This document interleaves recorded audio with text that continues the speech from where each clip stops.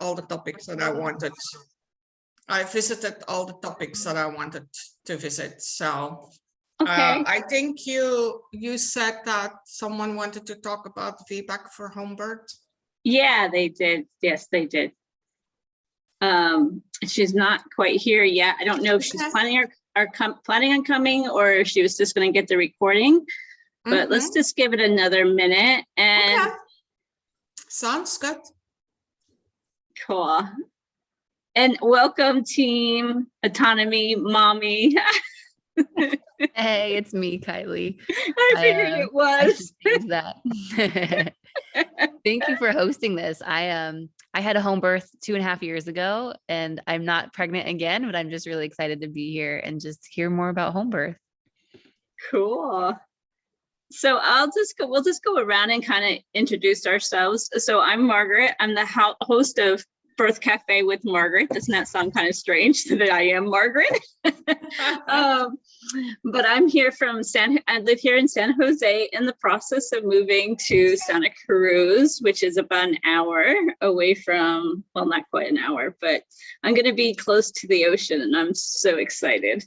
And I am a birth doula, certified birth doula, and also in the process of going through a birth keeper course. And so in October, I will have that certification that goes along with advocacy and professional childbirth advocate and educator. So I'm excited about that. I'm in another course and learning tons and tons of business aspects with Kaylee and Macy. I personally do not have any kids, but I also have a 22-year experience as an RN, more hospice and oncology. But I always had an interest in midwifery and was going to do it. But when I graduated, you had to do peds, and I did not want to do peds, not because I don't like kids. I love kids, but parents can be a little over the top sometimes. So I knew that it would be best for me to wait it out. This is my kid. This is Lucky.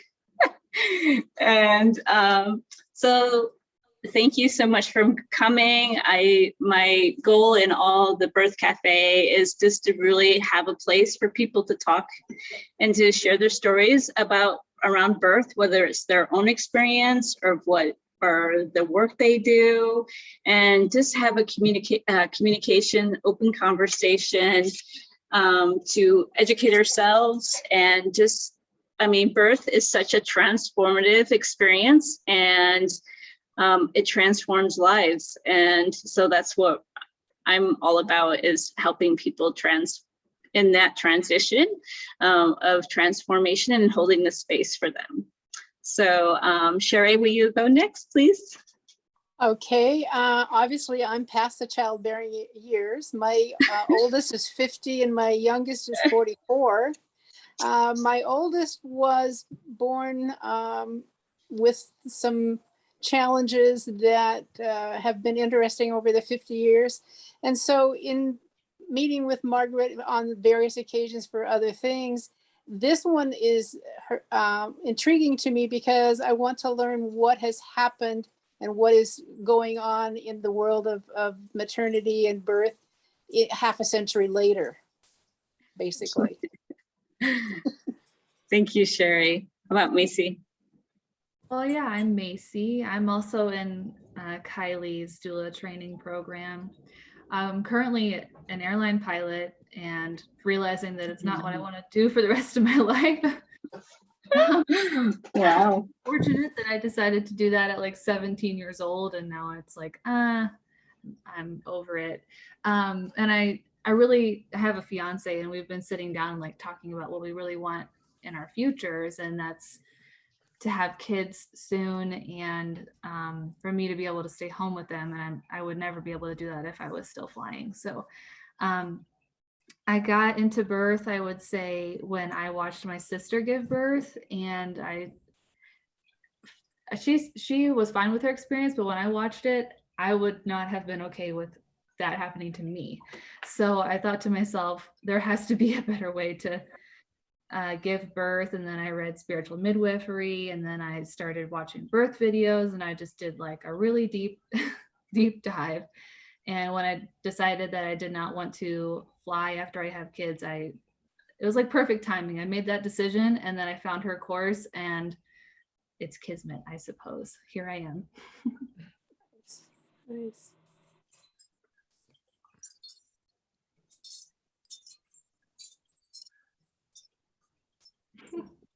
Talk here. Christine, you want to go ahead and why Kylie's getting things straightened out there? It looks like she's having some fun there with her little one. Okay. So do you want me to introduce myself? Or Yeah. You done Yeah, that sure. already? Okay. No, you go. Okay. I'm Christaine V. I've been a doula for over 13 years, and 2 years ago I licensed as a homebirth midwife. I'm currently working on my licensing as an international holistic healthcare practitioner. That license would afford me to practice in every country without additional licensing. It's a licensing that happens from within the UK.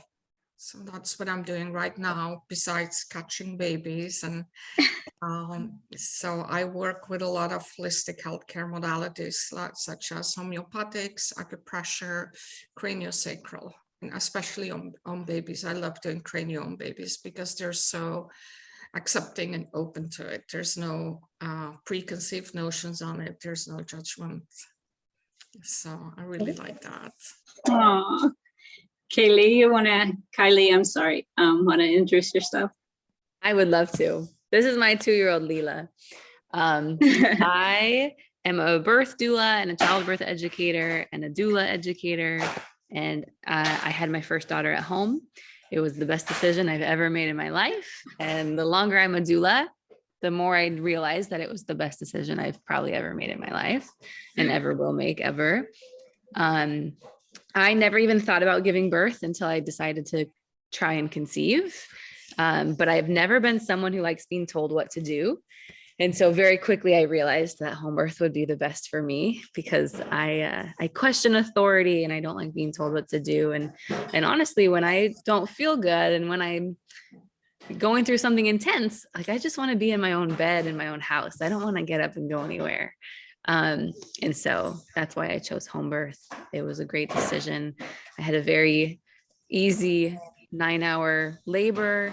Nothing came up. I wouldn't change anything. It was just really fantastic. So I love being a doula because I get to share that. I get to share the fact that like birth doesn't have to be hard or horrible. Like it can literally just be like another day, which I'm very grateful that it was just another day. And that's why I do what I do and share what I share. So I'm really happy to be here. Thank you. And I apologize in advance for just the craziness that's going to go on in my video. So that's okay. Desola, you want to go ahead and introduce yourself? Hi, my name is Desola, and Margaret and we trained together. So I've known Margaret for 2 years, and I'm a doula, and I have five girls and 1 boy of my own and 3 grandkids. And so for me, I just love birth, and I'm also a postpartum doula. I love supporting birthing families before birth, during birth, and after birth. That's kind of what I do. Yeah, so Christine is the guest speaker today or this evening, and I'm excited. Thank you so much for coming and doing this. I met Christine maybe almost about 9 months ago or so at a mutual function for doulas. And then she's come to the Birth Cafe, and she's just really helped answer and relieve some of Mama's questions and the difference. I think one of the things that Christine is she can really give you the difference between home birth and hospital birth, and her experience really is very helpful. And so I'm so excited for her additional training. Oh, wow, that is just so cool. International. I'm just like, whoa, that's really cool. So I'm going to hand it over to her and let her talk. I know there was one question that somebody was asking about having a home birth after VBAC. So she will do her thing and we'll go from there. And it's really an open forum. Ask your questions when you want to ask. You just unmute yourself and ask your questions. Okay, thank you, Margaret. Thank you for your kind words. So is the person here who had a question about? She's not here. She's not here, so I'm gonna wait until the end then. Okay. Are you expecting her, Margaret, or? She signed up, but I don't know if that was just to get the recording or so I can't tell you specifically. So I'm sorry, I don't know. Okay, no, that's okay. We'll touch on that in the end and remind me to touch on it.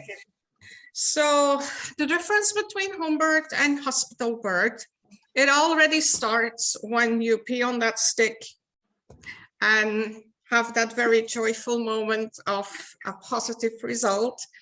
When you see your OB, I remember when I saw my OB, I spent more time in the waiting room than actually in the treatment room or in the office room. And so when you take on the services of a home birth midwife, your appointments are an hour long. We put a full hour aside just for you.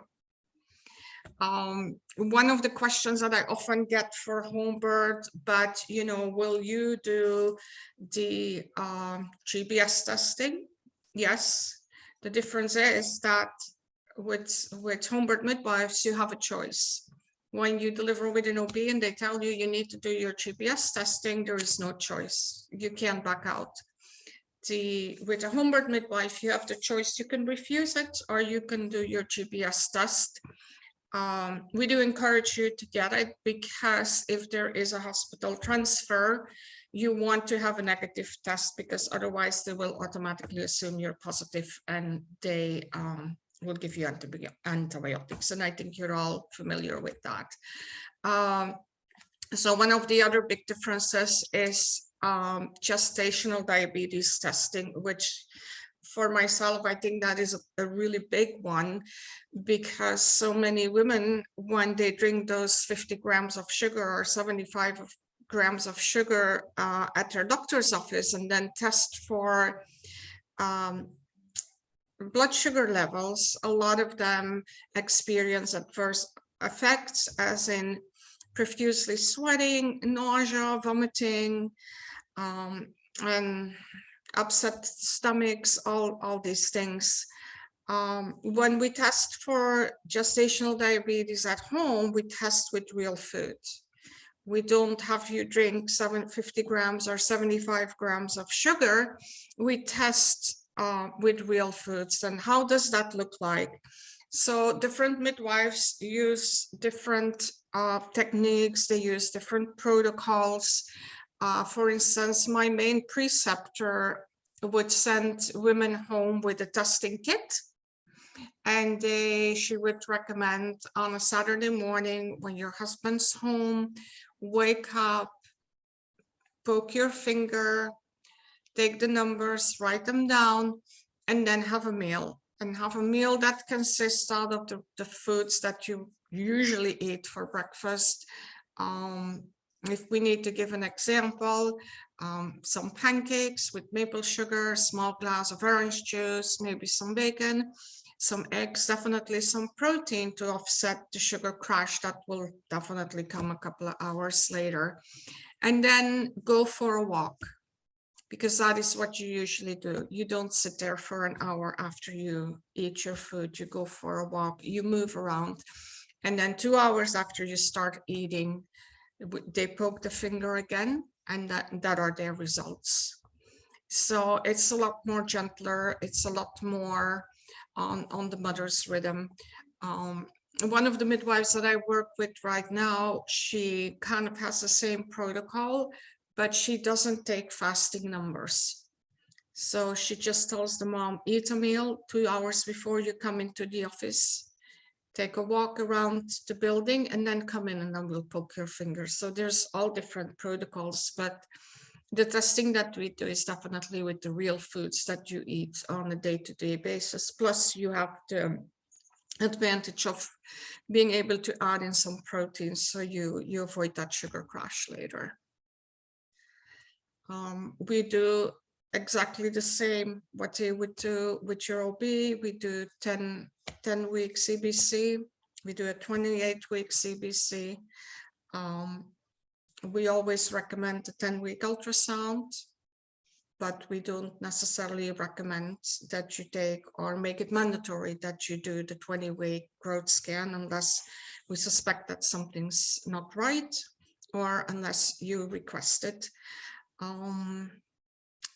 Lately, I've noticed with some of my doula clients that OBs are also recommending 36 weeks ultrasound. So we usually don't recommend that. So that's a little bit about prenatal. Is there something that I missed about prenatal? Are there questions that you have about prenatal care? So if someone does have like gestation, I mean, so is there like a specific number that you guys kind of look for after doing the finger stick after the 2 hours? Is there like a high or a low? And then if it's like borderline, what is it, more diet education you do? Or, and if it's high, what do you do if it's high? Well, if it's borderline, we'll see if they can remedy it with a diet change. We go over their diets, which we already do in the beginning. We go over their diets. We want the fasting to be 90 or below, and then we want the 2 hour post, what we call the 2 hour postprandial, to remain below 130. And but we definitely work with diet first. A mom who has gestational diabetes that is insulin dependent, we can't take those. But with those borderline numbers, it's whatever, people feel comfortable with. So and if what are they're they feeling comfortable with? What is the midwife feeling comfortable with? Borderline numbers, we might send them for an ultrasound again to see how is the baby growing, what's going on. But it's not something that we freak out about. Okay, and then if they're like, I know you said insulin, but how about like metformin if they're if by any chance they end up going on metformin or having to go on metformin, or we have to risk them out. Okay. We just can't take them at all. We have to risk them out. Okay, cool.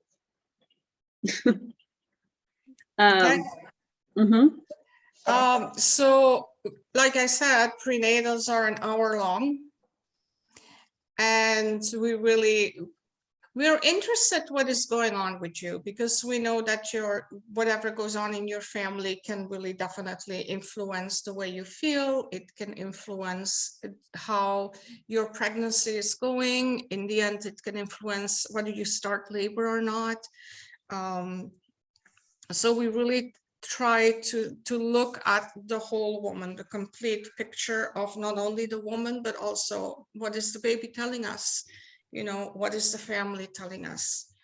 If you have someone staying with you that is very judgmental and very opinionated and doesn't agree with some of the choices that you make as a mother, then that can definitely influence blood pressure and overall health of the mother too. So what does an appointment look like now? So the client comes in, we talk a little bit, you know, how are things going? Like last time you said this, how's that going?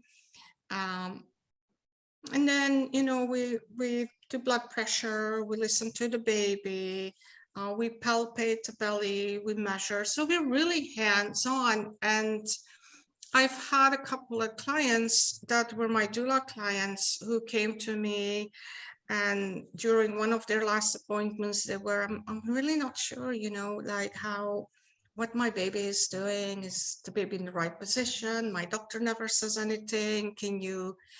Is there a way that you can tell? And I'm like, yeah, sure, please, you know, lay on the couch, and if it's okay with you, I can feel your belly. And I've had a couple of moms just crying because nobody had really loved on them like that. Nobody had really touched them in such a way. Nobody had really connected with their baby. And, you know, you feel that baby kick and you're like, hi, baby. Oh, here's your foot. How's it going today? You know, they really never had those interactions. Their interactions were very cold and sterile.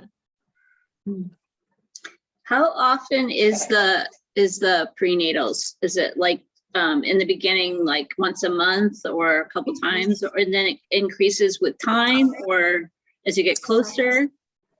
Yeah, so it's once a month up to 24 weeks, and then we see them every 2 weeks, and then up to 36 weeks, and then we see them every week. And if I know, like, it's kind of hard to diagnose sometimes, like twins, and sometimes that doesn't really happen until after 12 weeks, and sometimes not till 30 weeks. But I know is it pretty state to state dependent on if midwives can help with home births with twins, or is it? I really don't know the answer to that. Yes. Yeah, well, twins, you know, the last set of twins we had, we totally missed it. And we were just, you know, but this was also a couple who refused everything. They didn't want GBS, they didn't want gestational diabetes testing, they didn't want, you know, the 2-hour postprandial. The mom had a lot of hard adipose fat too. They refused ultrasounds, so we were like, it's so hard to palpate these babies, you know. We could hear heart tones, but it was really hard to palpate. So she always measured bigger than she was, but then at 36 weeks, you know, her measurements at 34 weeks, she was measuring 40. And the following week, she went from 40 to 48 fundal measurements. And we were like, this is not normal. It's okay for you to measure steadily ahead, but this is not normal. So we sent her in that night, and turned out she had twins. And that night her water broke. So, you know, we would have here in the state of California. So I'm in California. So when I talk about laws, I talk about laws for California. It's not the same for every state. So here in California, we are not allowed to deliver before the full 37 weeks. Sometimes you kind of bend the rules a little bit. You're 36 and 6, and that mom goes into labor, and, you know, are you going to transfer still or not? How, you know, is this baby coming close? Have there been no issues during the pregnancy? Is this baby measuring a little bit ahead or at 36 weeks? So, well, basically 37 weeks. We can't deliver before 37 weeks. But, you know, you can always give the mom a choice, and that's a nice thing about home birth midwifery too, that, you know, and everything gets charted. So if this mom says at 36 and 5, I'm not going, it gets charted. And the same if it's 30, 36 and 7. So And it's kind of the same with post-stage 2, but that of course is at 42 weeks. So twins we're not allowed to deliver. That changed, I think. When did that change? 2013, 2014, I think that changed in California. We gave up physician supervision, but we had to give up twins and breeches for that at home.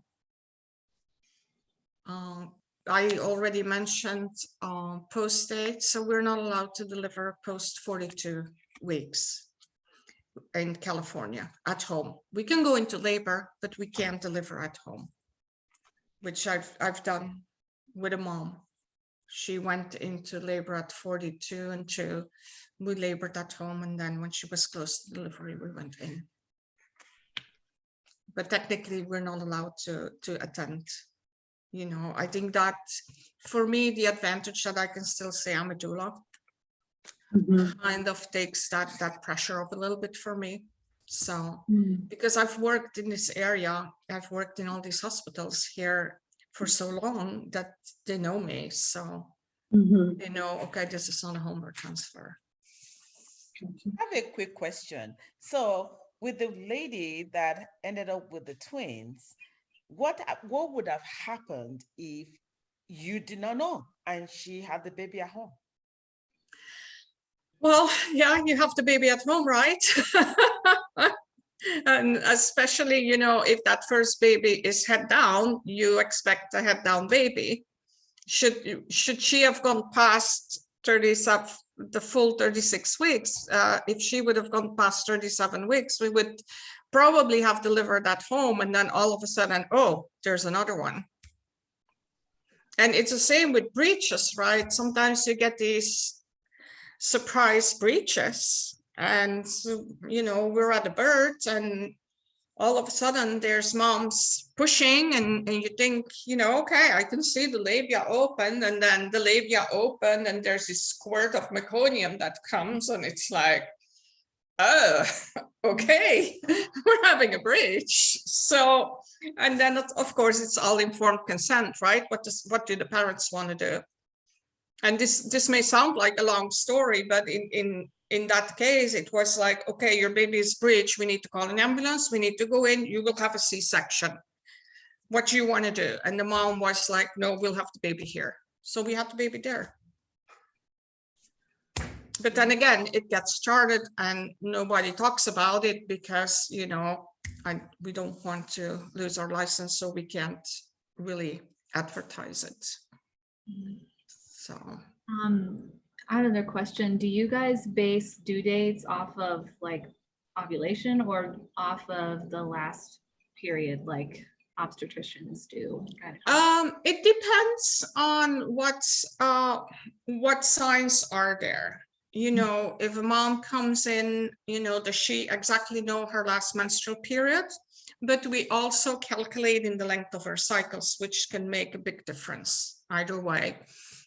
Does she know when she conceived?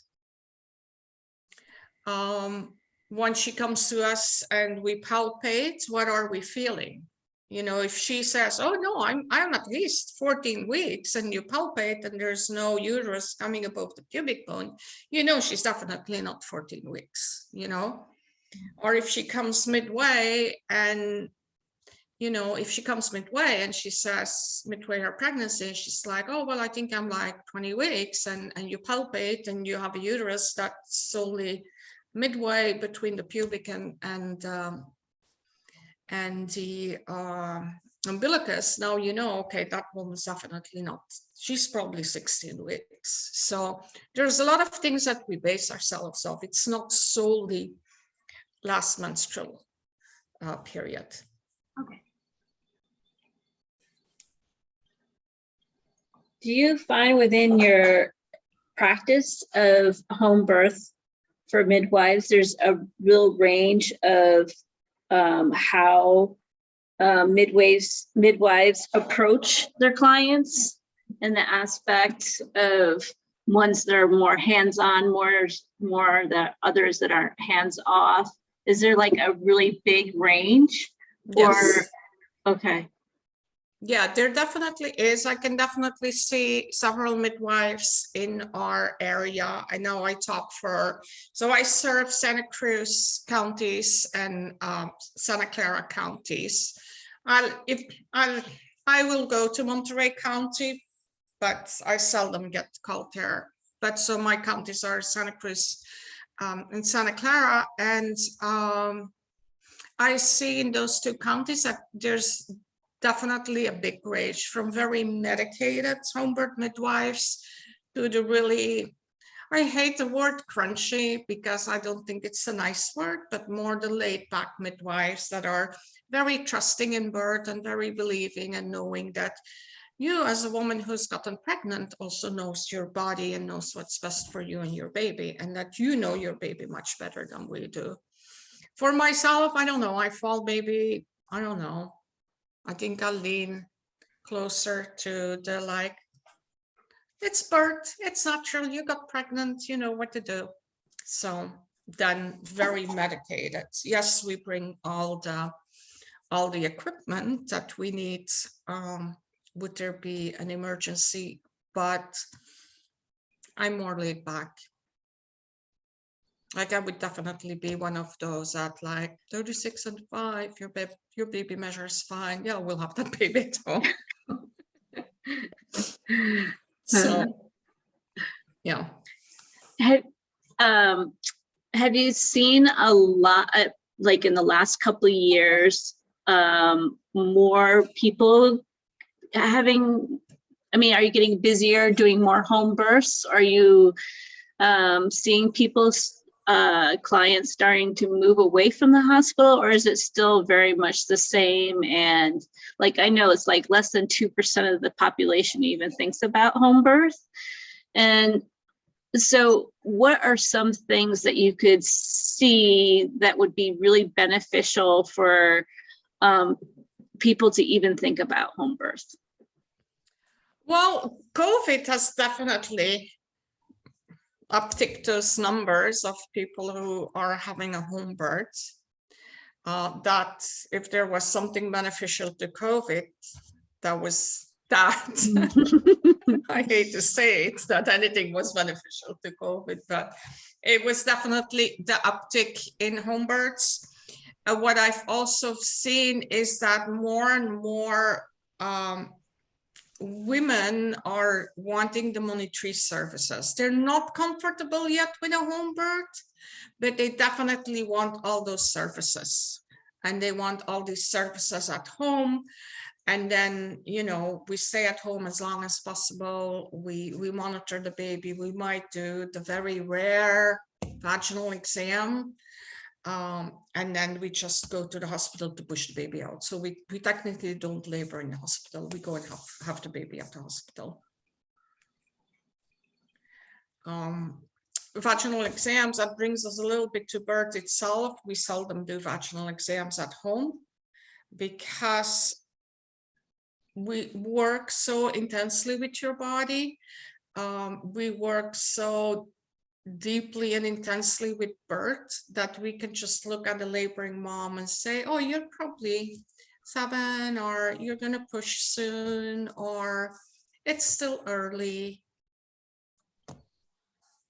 So there's never a need for vaginal exams. I think from all the midwife births that I've gone to, I think I've done 2 vaginal exams. I don't even know, maybe 1, yeah. So, no, 2 vaginal exams, yeah.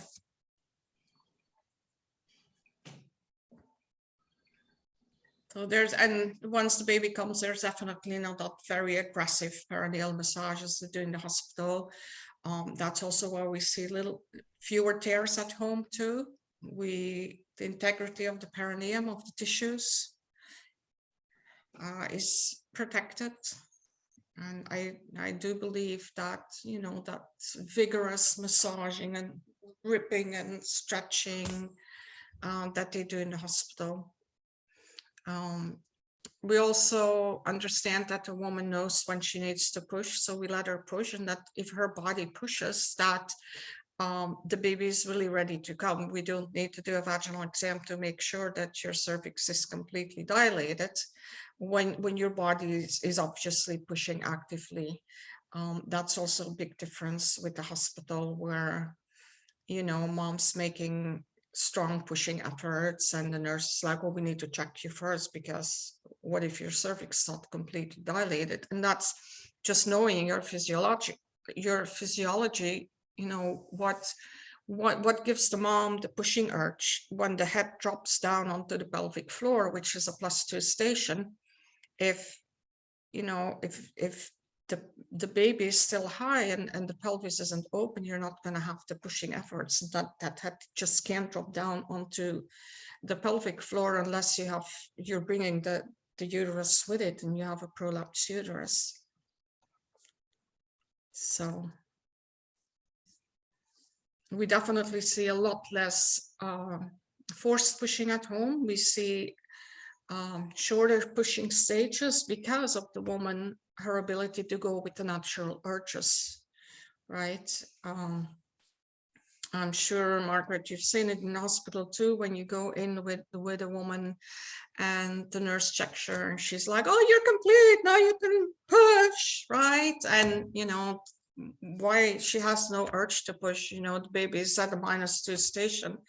Why are we pushing? We're expending really good energy and we're damaging tissues. And I was talking to a mom this afternoon, and she's a VBAC, and she started to talk to me, you know, about her previous birth. And she's like, I pushed for so long and that baby was just not moving. And, you know, that's one of these cases where, you know, moms push for a ridiculous amount of time, 4, 5, 6 hours, and the baby, you know, the baby's still only at a minus station or a plus station. There's no progress. So now we're going to do a C-section because mom's getting tired, baby's getting tired, baby's getting stressed, you know, and now we're afraid for a hemorrhage because the uterus is so tired from all that extra pressure on it. But if you would have left that mom be until her body started pushing her baby out, you wouldn't be in this situation. So a lot of the things that women get worried about, well, you know, luckily my sister was in the hospital because she had a massive hemorrhage, and, you know, she would have done that at home, she would have died. But yeah, tell me, where did this massive hemorrhage came from? You know, was it from an overdose on Pitocin because they wanted to induce her before her body was ready? You know, was it from pushing for all these hours when the baby was really not ready to be born? You know, when the baby wasn't low enough in the pelvis for her to have the natural urges of her body pushing. Were they yanking that placenta out? Was third stage not physiological? Wasn't that allowed to happen? Those are all things that cause the massive hemorrhage, but we don't do those at home, so we seldom see a hemorrhage at home.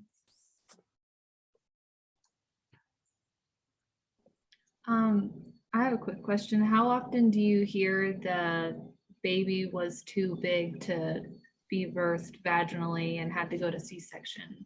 All the time. Yeah. And then you usually end up with a 6-pound baby. Yeah. And then, like, because my future sister-in-law just had a baby in December, and they told her at her last ultrasound that her baby was, you know, really big, and she ended up getting a C-section after, I don't know how long she pushed, but she got Pitocin and an epidural, and she was pushing for a long time, but the baby was, like, they say it kept sliding back or something, obviously on her back. And I don't know, that the argument just frustrates me because everyone believes, and in my family, that her baby was too big to be born vaginally, and it was like impossible. And I'm like, to me, it's like your body doesn't create a baby that you're not going to be able to birth. Exactly. So, yeah, I was just wondering how often you see that happening. We hear it a lot.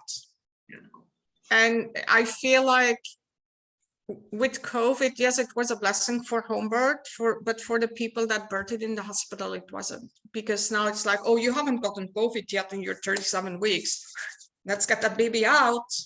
So, and you know, how are they determining that the baby is too big? By ultrasound. Those have a 30% error margin.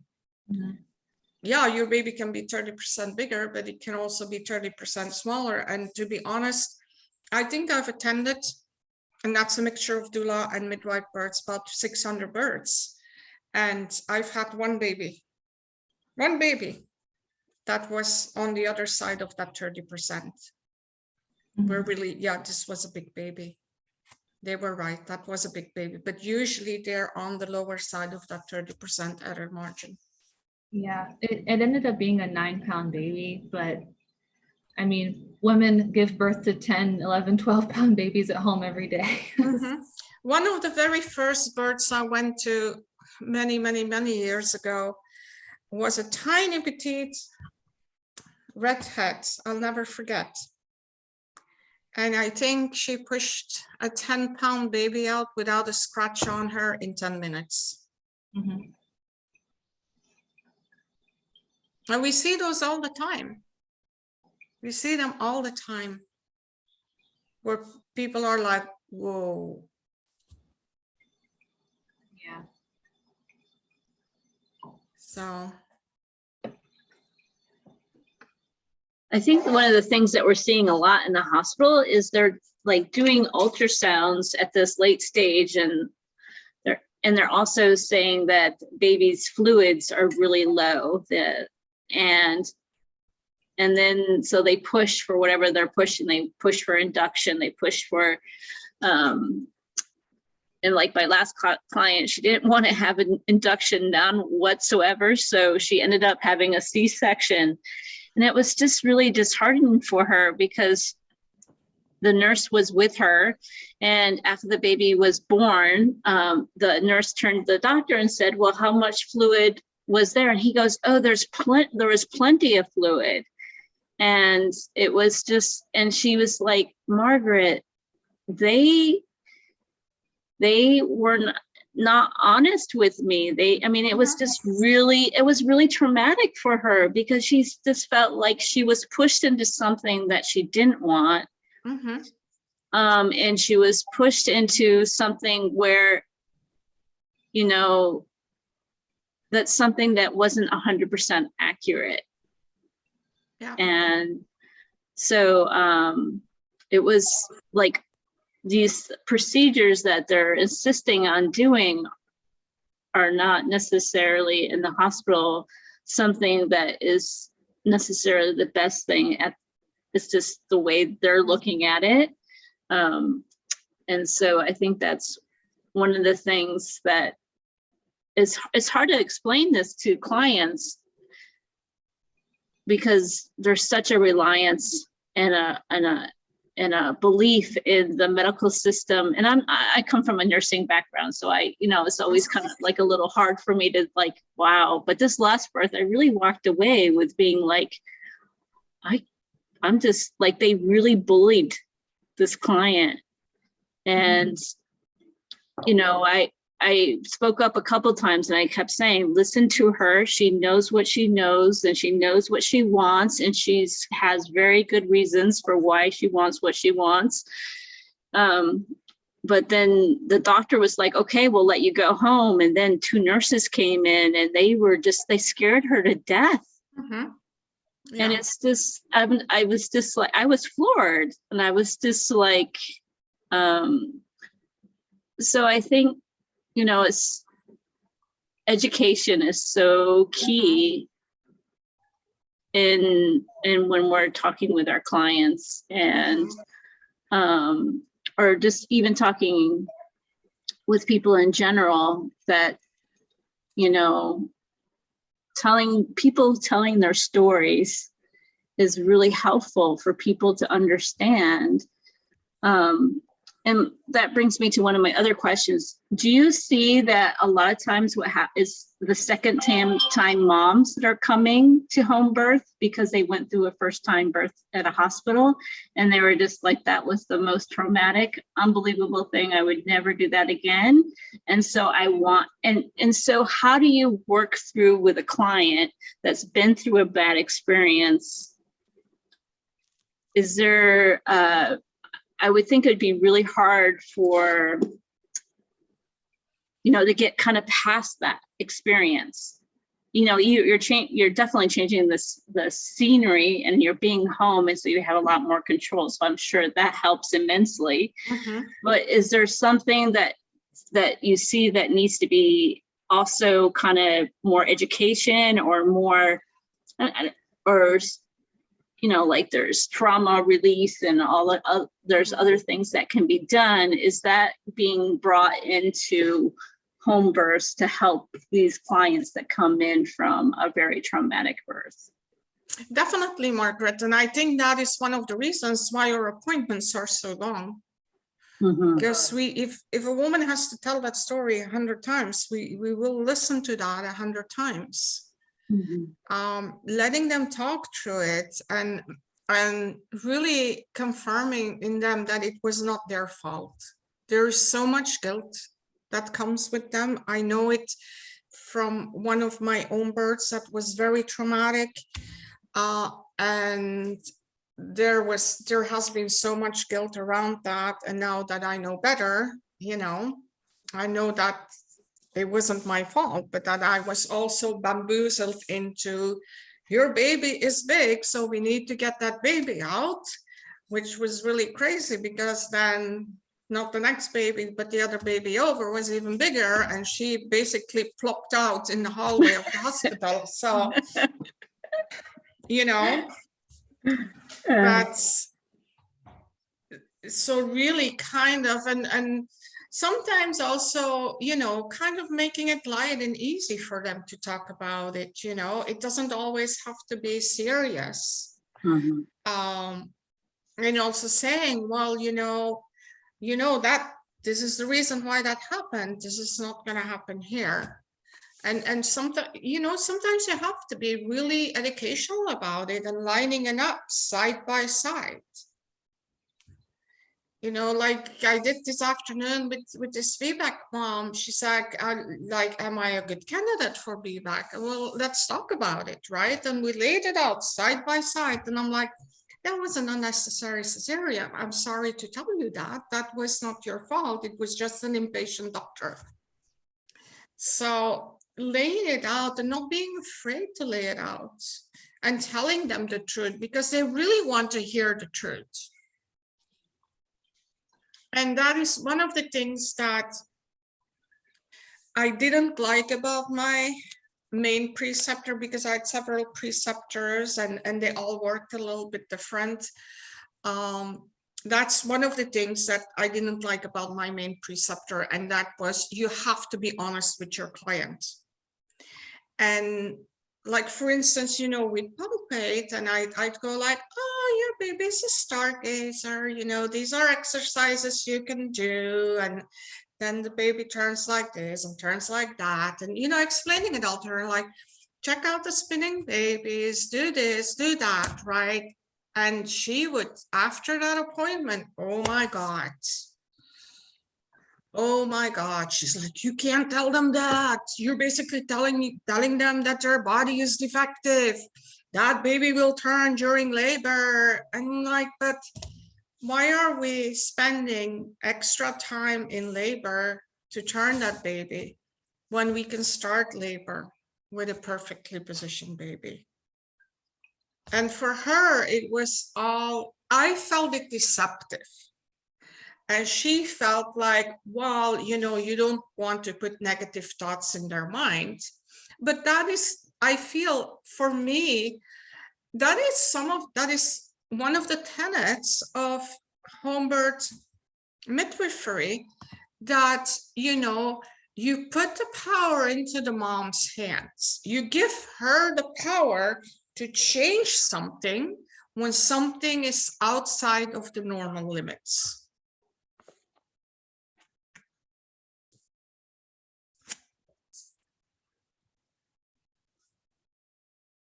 It's very empowering. I think that just makes a real, I mean, this brings down the whole sovereignty, autonomy, and what an opportunity a woman has to be able to just take that knowledge and make a difference. Yeah. And I think it puts so much, you know, the first question that a home birth midwives ask, I think, should always be, why home birth and how are you going to achieve that? Not me. I'm there to guide you. I'm there to make sure that everything stays within those normal limits. But how are you going to achieve that you stay within those normal limits so we can have a home birth? That is up to them. And I think that that concept has gone out of modern medicine. Yeah. We hand ourselves over to the professional, the person that knows best. But we live in our bodies. We know best. So what about the question about the VBAC? Yes, let's go that. Let me first go and get, oh, I still have it here from last night. Let me plug this in here because it's making weird sounds. There we go. So VBAC.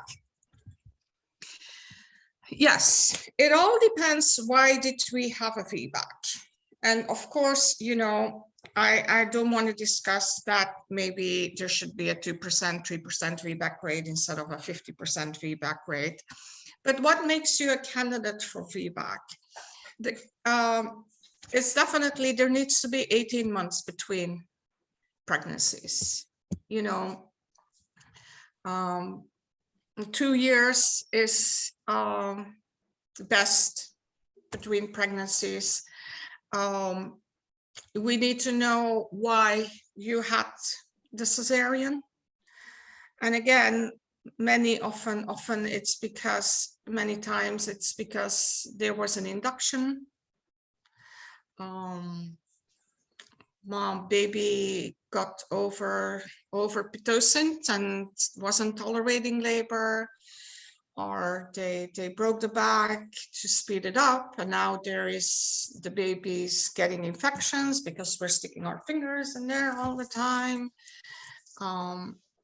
So it's really depends. Those moms with inductions and ending up with VBACs, those moms are usually good candidates because there was really no medical reason.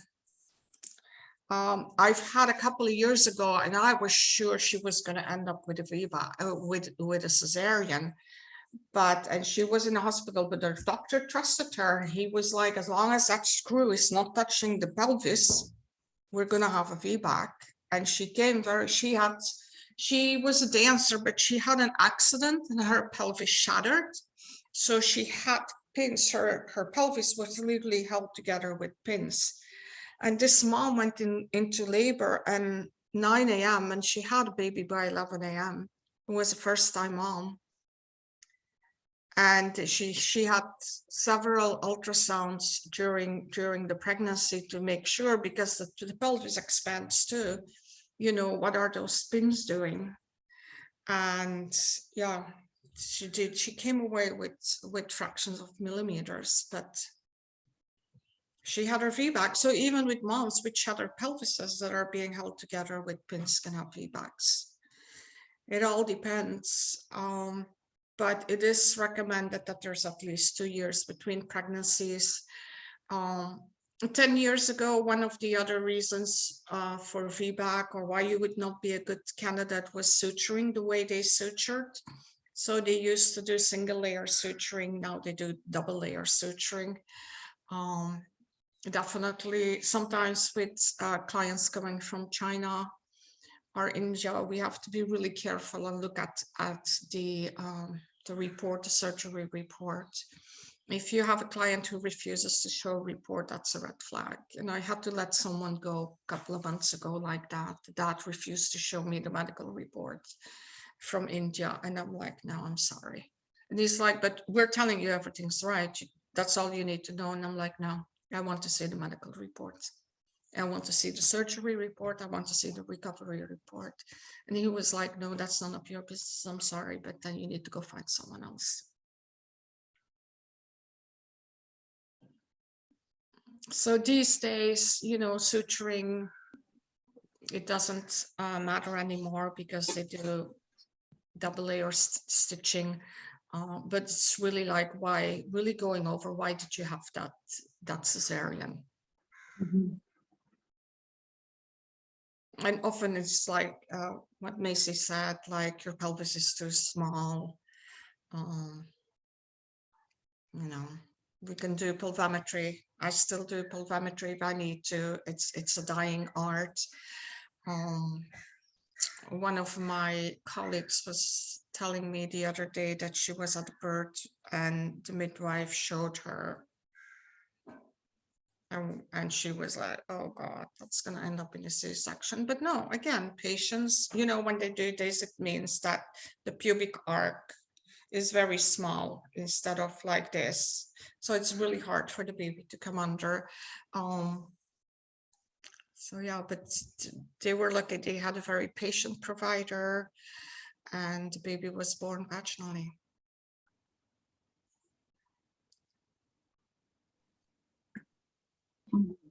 Does anyone else have any questions or last minute questions?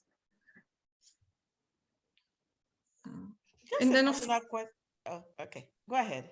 Yeah, and then of course, postpartum, you know, you're in the hospital for 24, 48 hours, and then they send you home. And by the time you have settled into your own nest at home, you have to, you know, pack up that baby, trudge back out and go to the hospital again, just to have the baby weighed. So homeward midwives come to your home 24 hours after the birth, 3 days, 5 days, 7 days. And then at 2 weeks, we see you in the office, 2 weeks, 4 weeks, 6 weeks. When I just started out, it used to be 2 weeks and 6 weeks, but a lot more women or midwives are now going to that 2, 4, 6 weeks. Mm-hmm. Because between 2 and 6 weeks, a lot of things change, and it's a long period to be really without care. Mm-hmm. And that can only be beneficial for breastfeeding as well, because each time you have to pack up that baby, get into the car seat, that's stress, that's trauma on the baby, that's stress, that's trauma on the mom.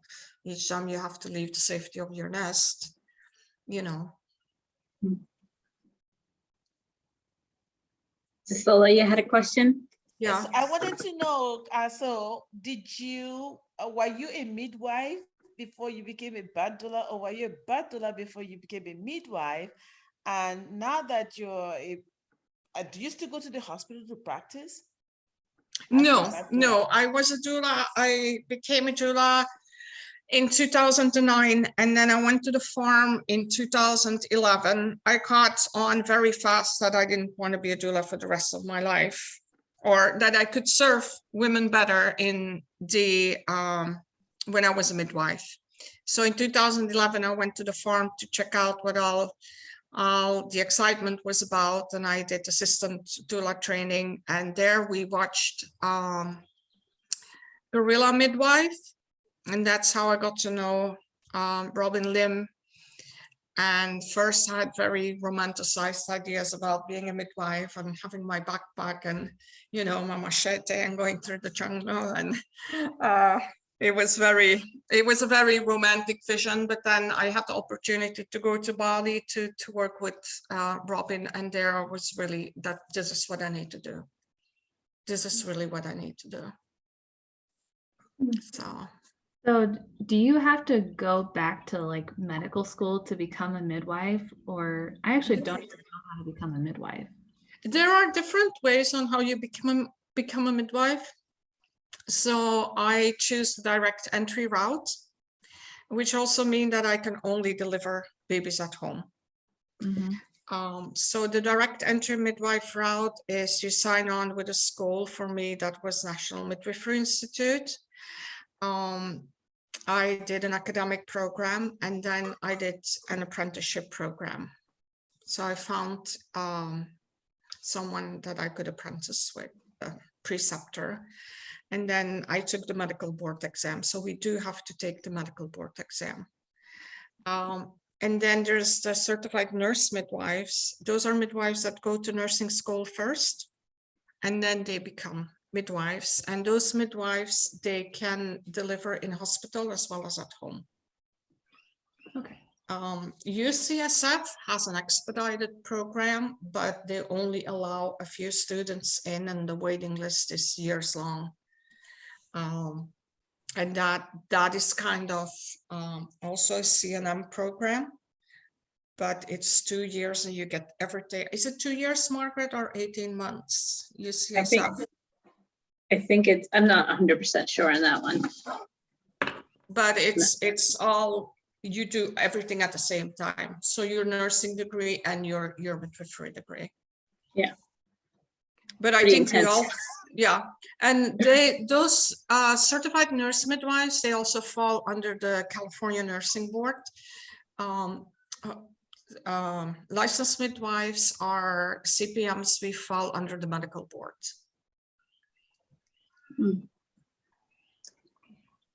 Wow. And I just have one quick question. So do you use your, I know you deal with homeopathy. Do you use that a lot in your home births? Or does it varies? Yeah, it varies. We go through stages. Sometimes we use it a lot, sometimes not. One of the best moments I had was at a home birth with Faith Gibson. So I go to births with Faith, and I love her. I walk to fire for her. I love her. I remember the very first time she called me, and I was like starstruck, you know. I was like, and in my mind I was like, I'm such an idiot, I don't know anything, she's gonna think I'm an idiot. That's, you know, went through my mind. But all went well. A couple of months later she calls me again, and I arrive, and it's one of those blistering hot summers. It's 6 a.m. It's already 80, 90 degrees going, right?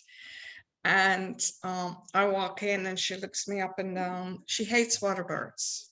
She hates water birds. And she looks me up and down, and she's like, you're going to catch that baby, right? You have short sleeves. I have long sleeves. And I'm like, oh my God.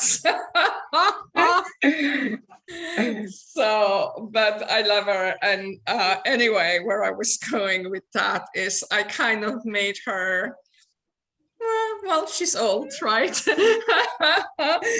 it's hard to change your mind around certain things. But I remember we were at the birth, and this placenta was very nice, straightforward birth, but this placenta was just not coming. And she's very relaxed about the placenta. You know, in hospital, it's like 15 minutes, passes placenta not out, more pitocin, more days, more vigorous rubbing, right? You've all seen it. And she's like, oh, just let it happen. She's not bleeding. Leave her alone. We'll sit on the potty for a bit. And, you know, I said, I'm going to give her some homeopathics. I'm like, it's an hour now. I'm sick and tired of waiting here. You know, I'm like, God damn it. What's this placenta still doing there, right? And she rolls her eyes, and she's like, homeopathy. All right. You know, I know she's humoring me. 5 minutes later, the placenta comes shooting out, not a drop of blood. And she's like, oh, okay. So now when I go to birth with her, and it takes a while for the placenta to come out, she's like, you have something there from those white pills that don't work. So you gotta love her. You gotta love her. She's amazing. Yeah. And I feel fortunate that I can work with those, really the mothers of home birth here in the Bay Area. So. Anyone else have? Yeah, go on. I was just saying, anything else? I think I have one more question because I've been thinking it the whole time. Might as well just ask it. A lot of times when I ask people like if they've ever considered home birth, they usually say no, and because they want to be at a hospital in case something goes wrong with the baby. And I'm thinking to myself, I've read all these books and I can't really put a finger on something that will naturally go wrong with the baby if you have a natural birth. Is there any like real emergency that could happen, something going wrong to the baby if you've had a perfectly natural birth? If you had a perfectly natural birth and you've regularly done heart tones, and heart tones have always stayed within the normal range, there shouldn't be an issue. Right. You can have a natural birth and a totally perfect, smooth birth, but if you need to let the baby give the time to come round, and you see it in the hospital, the baby is out and everybody has their hands on it, and of course that baby doesn't want to come in. You know, everybody's vigorously rubbing and having their hands on it, and everybody's yelling and shouting like, do this, do that, call this, call that, you know. Of course that baby doesn't want to come round. That baby doesn't want to come into its body. That was perfectly normal. And if you'd given that baby 20 seconds to really drop into their bodies, nothing would have been wrong. And leave that damn cord alone. You know, if I think it's so funny, you know, I go to the hospital, we do like client, and they read the birth plan, and we talk about delayed cord clamping, and they're like, oh yeah, we do that. That is our protocol. And I'm like, how long? 60 seconds, 90 seconds if baby's doing fine. That's not delayed cord clamping. That's the big from here to here. What are you talking about? That's not delayed cord clamping. You barely leave the baby time to come round. What are you gonna cut a cord for? So yeah, lots. And you know, one of the issues also, you know, we hit a little bit on postpartum hemorrhage. You know, how do you get postpartum hemorrhage? You know, overdoses on Pitocin, but also that vigorous massaging. You know, sometimes that baby is barely out and they're already vigorously rubbing that uterus to get that placenta out. Of course you're going to get a hemorrhage, because you can never, you know, hold that entire uterus in your hand and put pressure at equal pressure all over that uterus. So yeah, you're going to put more pressure on one part than on the other. So yeah, that placenta is going to partially detach. So yes, of course you're going to have a hemorrhage. Leave it alone. Keep your hands off it. Same with breech. Keep your hands off the breech and it'll be fine. I think one of the things that I really, you mentioned before, not in this cafe, but in another one, is that, you know, you're so close and working with your clients that a lot of times you can see ahead of time that if something is going to go awry, if there's a high blood pressure, if there's, you know, there's things that you can proactively do ahead of time that maybe a doctor doesn't even pick up on, right? But you are like, okay, like I know preeclampsia is like another thing that doctors are just throwing out, like, and getting clients really scared about it.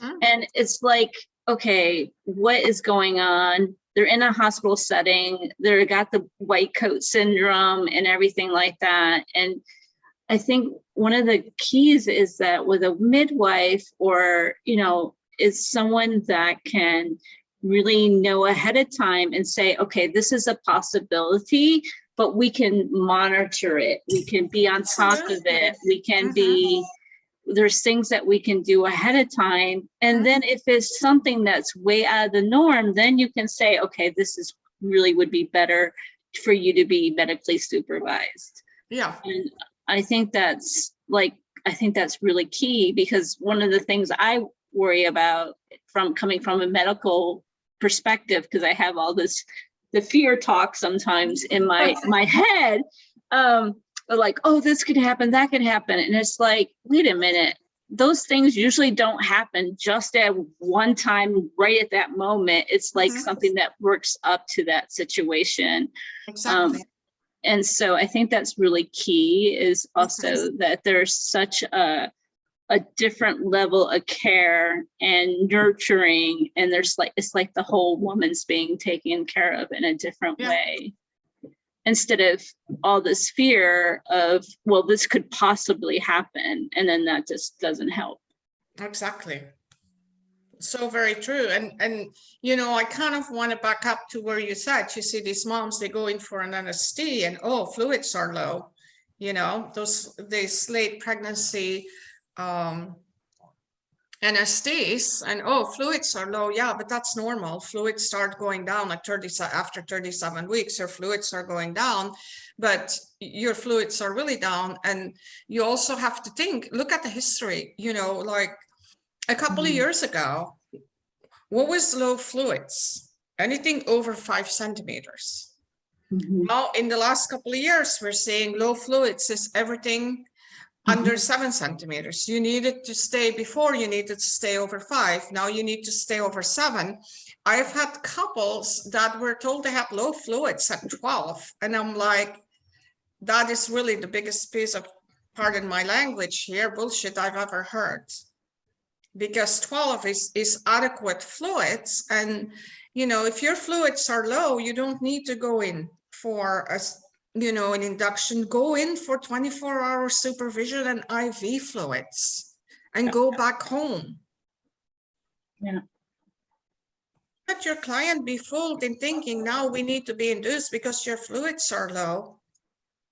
You know, you're after 37 weeks, your fluids start going down after 37 weeks. But if they're so concerned about it, go in and have IV fluids for 24 hours and go home.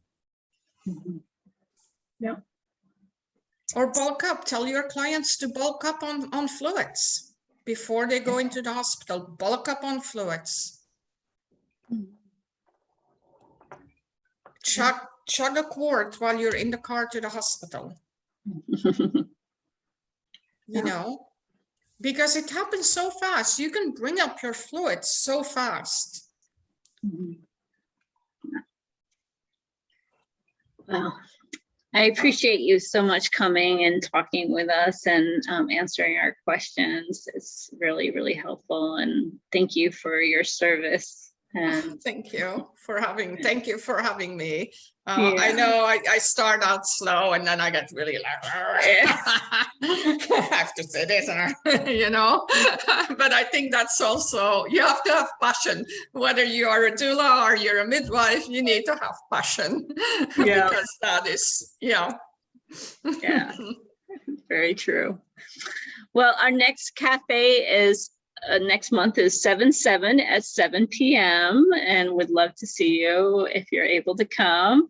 And this recording will be, I'll send out a link and a follow-up email so you can have it and look at it. And yeah, so if you have any questions between now and then, or if there's something specific that you really would like to hear more information on, just let me know, and I will get someone to, if I can't, someone else to talk about it. So thank you everyone for coming. It really means a lot to me, and thank you so much. Thank you, Margaret, for setting this up. Bye-bye. Yeah. Bye.